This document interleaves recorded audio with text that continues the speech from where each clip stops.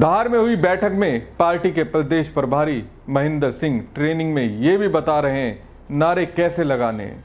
नारे लगाने की विधि दो प्रकार की होती है। एक नारा दिल से निकलता है, वो नारा लगता है। लेकिन ये भी बता देते दिल में साहिब के लिए सम्मान ना हो तो फिर क्या करना होगा। इसके बाद उन्होंने बताया नारा लगाने की टाइमिंग क्या होगी। मैं डायरेक्शन नहीं दूंगा, जरा आप लोग मोदी मोदी नारा लगाकर दिखाइए।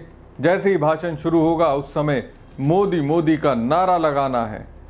तो पीएम मोदी के महिमा मंडन का पूरा पैकेजिंग है और इसके लिए बीजेपी में लोग रखे जाते हैं, स्पेशल ट्रेनिंग प्रोग्राम रखे जाते हैं जिसमें कार्यकर्ताओं को ट्रेनिंग दी जाती है।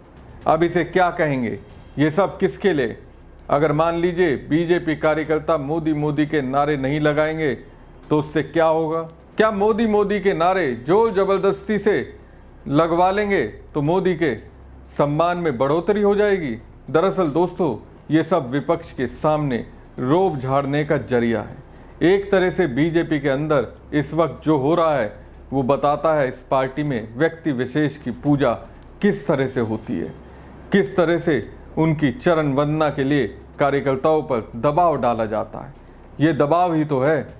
अरे किसी का दिल नहीं है मोदी मोदी कहने का, अब दिल नहीं फिर भी दिल पर पत्थर रखकर मोदी मोदी करे। शायद साहिब भी यही चाहते होंगे।